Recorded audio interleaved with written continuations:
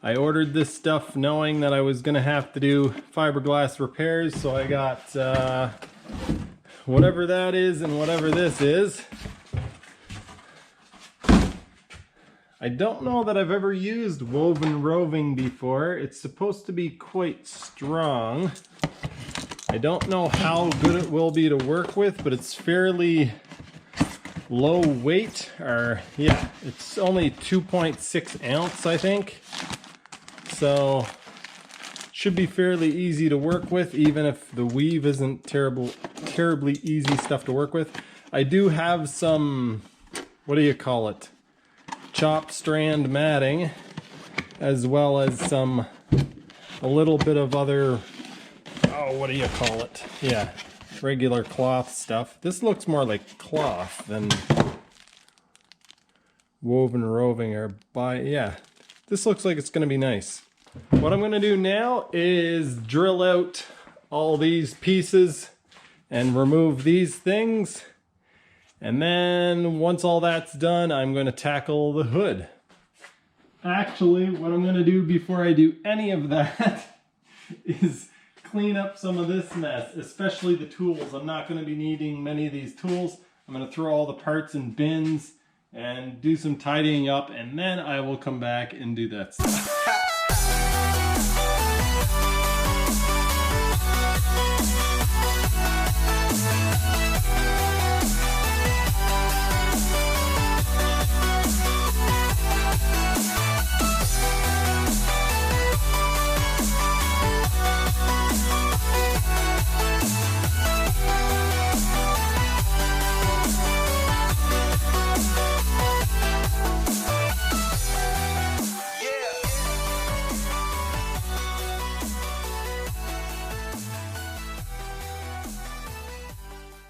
I wasn't sure if I was going to reuse those pieces, but based on how much they weigh and the fact that I think I'm going to trim about 1 inch off the back of the ski, I don't think they're going to get reused. I'm now going to tackle my hood. I was going to leave the hinge on it so that I could fit it up properly to the hull and make sure everything lined up properly, but that's not going to work because I didn't leave the hinge on the hull, so it doesn't make sense. I'm going to take everything that kind of pops off of the hood off. The hood latches, the hinge, and then there's a vent on the top here somewhere. Right here, this vent comes off with screws from the bottom. And then there's these two, I don't know, pressure relief plugs or whatever they are. And then there's this intake system, which I hope to be modifying as well. Somebody has already modified this intake system. Normally the air just comes in through the front here.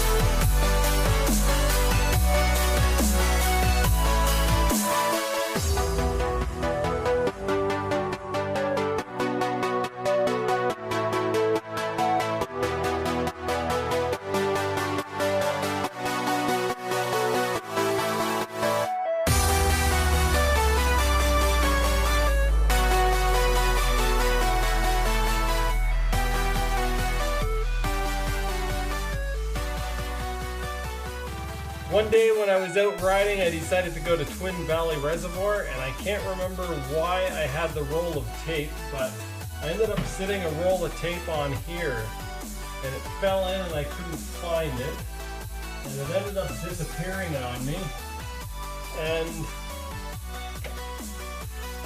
I just found it inside of this vent.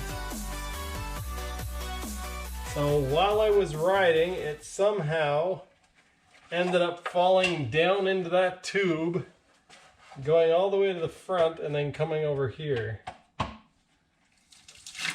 There we go.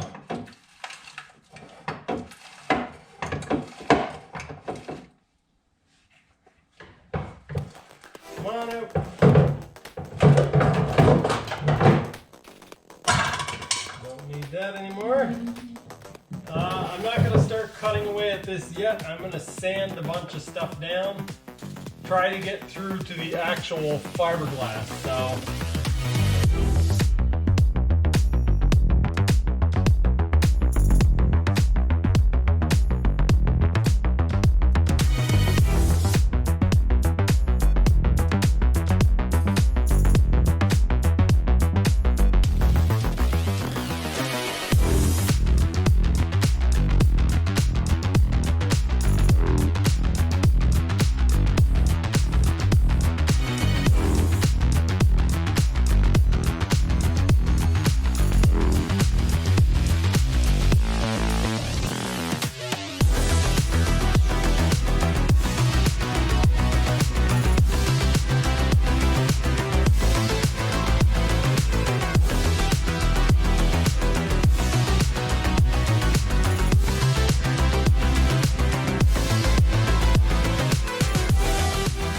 I think it was probably the coolest looking ski at one point. We got some purple here. We got some very bright fluorescent yellow, and then we have some green. There seems to be a little bit of body fill in here, Mondo. I'm not sure what this beige stuff is, if it's a high build primer or if it's filler. It seems like it might be a thin layer of filler.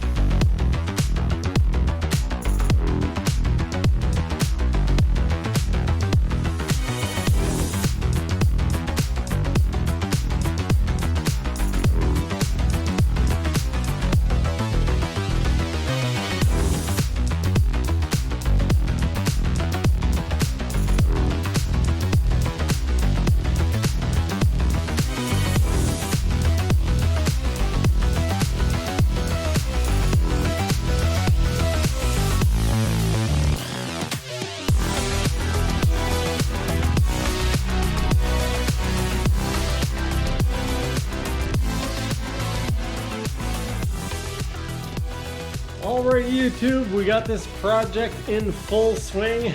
The paint is flying off of this hull, and I'm getting pretty excited to flip it upside down. I know this might sound kind of disturbing or sick, but kind of excited to see what kind of damage and mess they made of the bottom of this hull.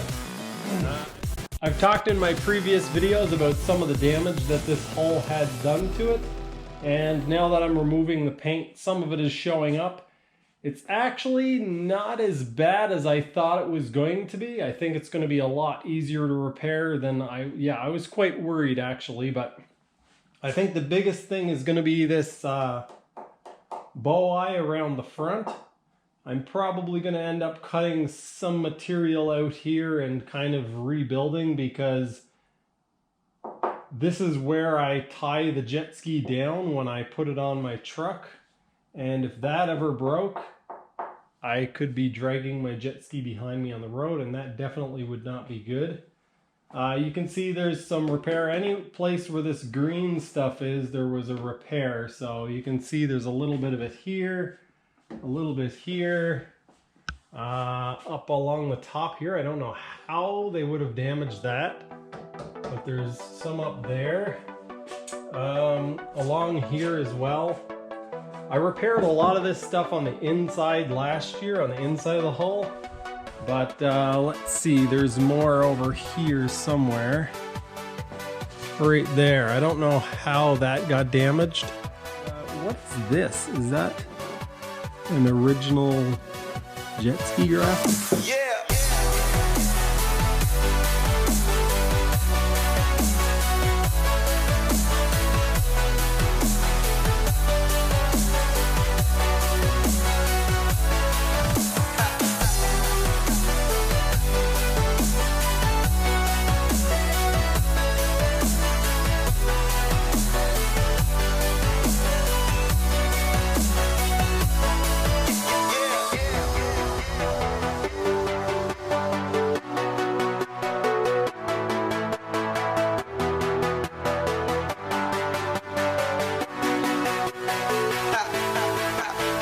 Alright, after about 3 more hours of sanding, this is where I'm at.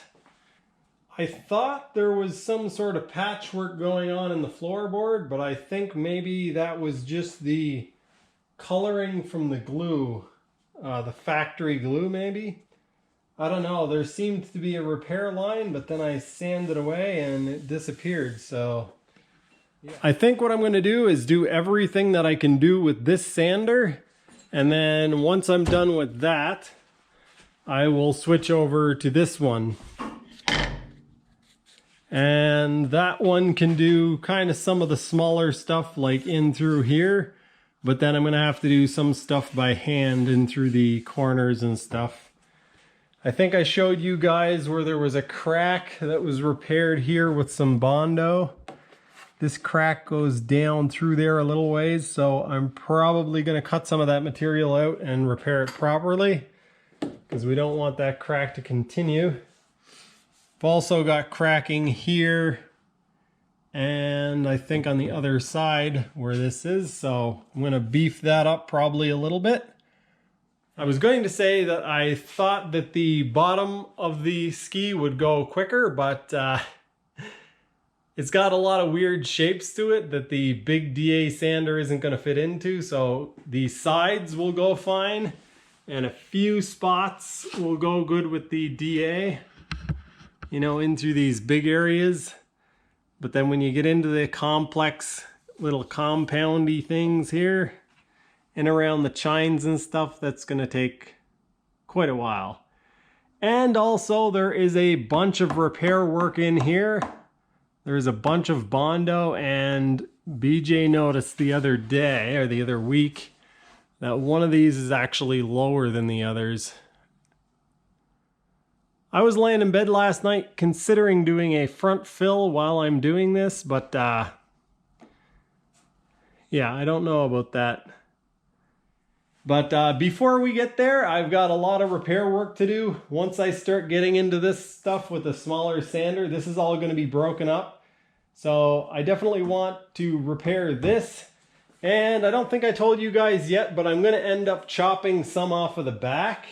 I'm not exactly sure how I'm going to go about doing it, but I'm thinking I'm going to cut this off, follow this line down, and then across here. As far as this piece, I'm not sure what I'm going to do. I got a package of hose clamps today, 2.5 inch. I think there's 10 clamps in here. Stainless steel 2.5 inch clamps, so they will come in handy. I shouldn't put them there. Oh, and I also got this, which is heavy duty contact cement. Lepage. I think it's French. Man, I completely forgot that today is Thursday. I've been so busy working on my jet ski, and well, I uploaded a video earlier, and then I came out and I worked on this, went in the house and ate, came back out and started working on it again. And I completely forgot that Thursday is the day that Jet Ski Brothers usually uploads a video with some content from Jacob. So I'm going to have to run in the house real quick and watch that.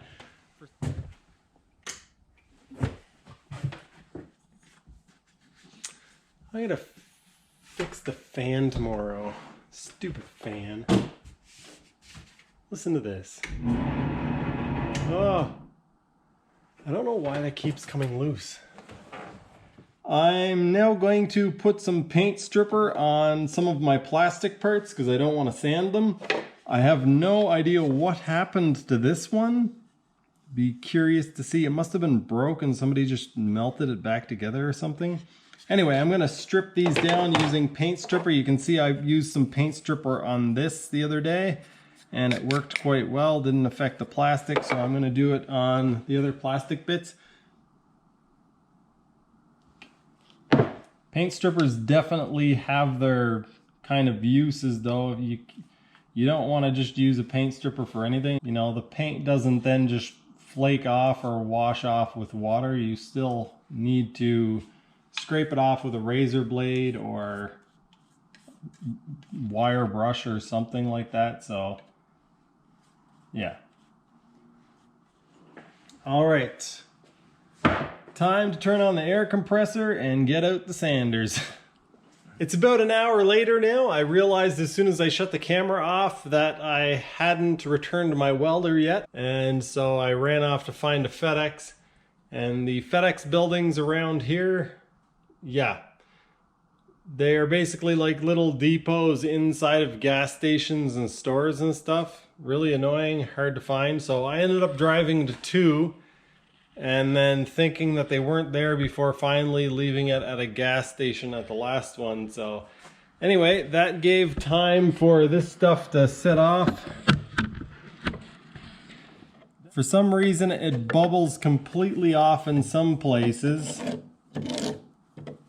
and then in other places it's stayed fairly secure. You can see here there's still a bunch of liquid stuff there, but it didn't bubble up anywhere along this piece.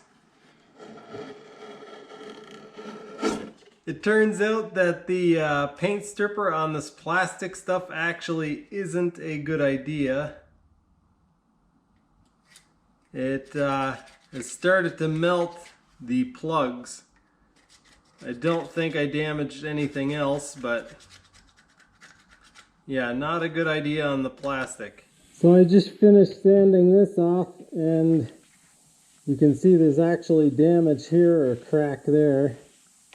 It's actually not that big of a deal because there's a big aluminum plate that goes under here, but I'm probably gonna gouge that out with a die grinder or something and repair that.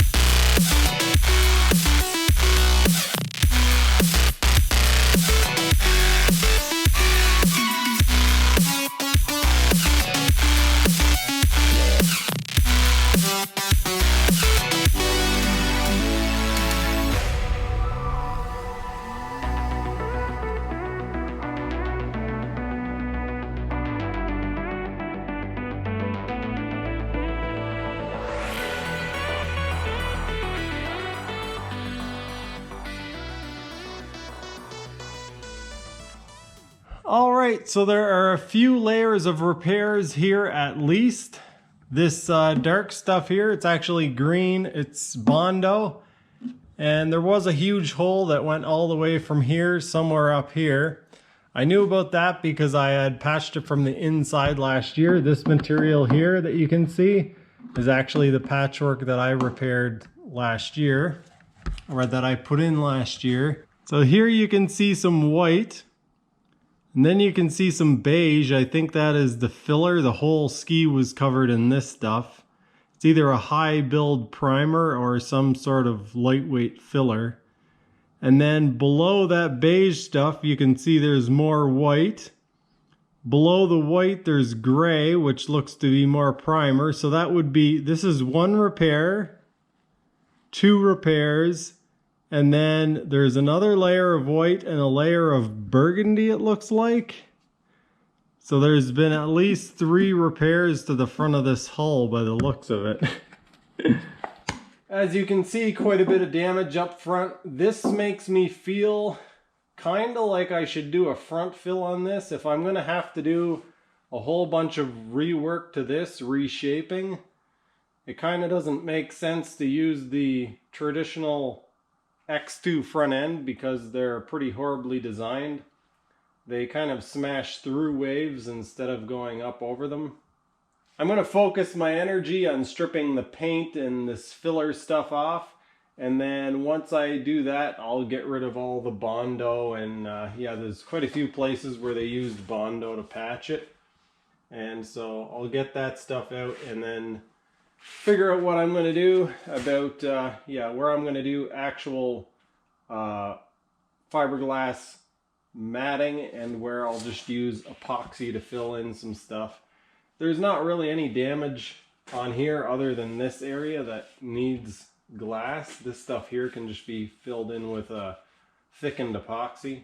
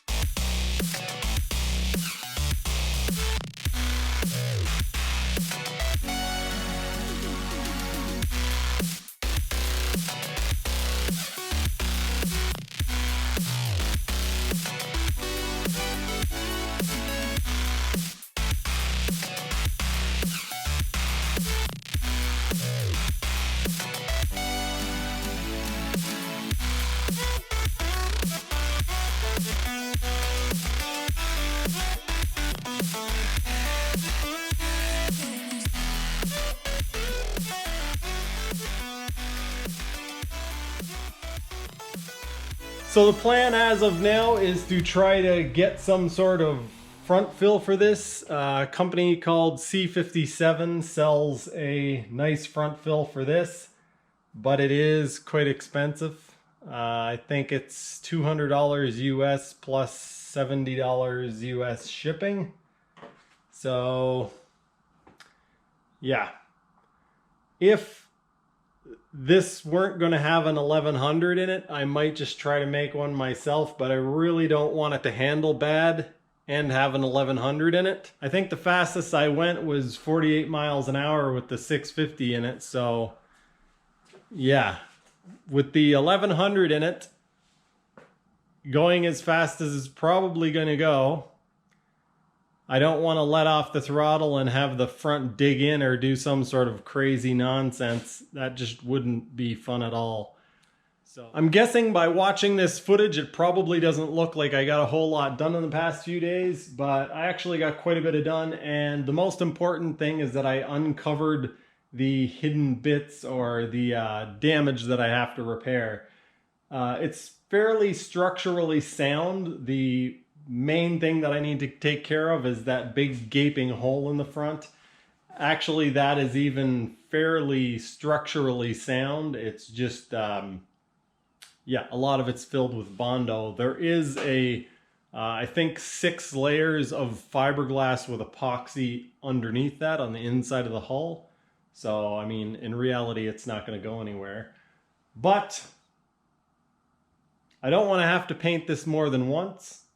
So I think what I'm going to do is spend a bunch of time editing this video, and then, yeah, probably be up till like 5 in the morning trying to figure out what I'm going to do about front fill.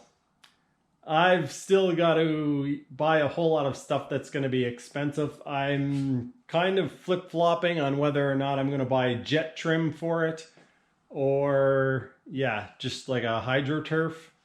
I haven't decided on a pattern for colors, but for now, the color that I have decided that I want to do this in is basically a mixture of black, flat black, and gloss black, and then have the main accent color be green, a lime green or a Kawasaki green. I like the green color that is on the jet trim. I think they call it Works Green. So I might go with that. And then I want to add in some red just to be quirky. So the jet, if I end up getting jet trim, I might have them do some red stitching on it. And then just, yeah, a couple of little red things. I haven't decided if I'm going to do decals on the hull after I do the black paint stuff, or if I'm going to do some painting work. Well, that's going to do it for this one. I'm going to stop talking now. You guys can be pretty much guaranteed that the next video that you see will have to do with me doing work on this hull, whether it's sanding or fiberglass work or whatever. Yeah, there's a lot more work left to do on this. So that's what you have to look forward to. Thanks for watching, and I'll see you next time.